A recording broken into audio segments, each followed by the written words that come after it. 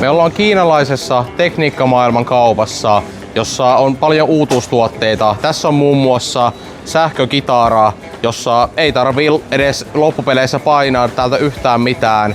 Eli sopii erinomaisesti harjoituksiin sekä pidempiin peleihin, sillä sormet ei väsy niin helposti ja saat valita minkä kitaran haluat itsellesi.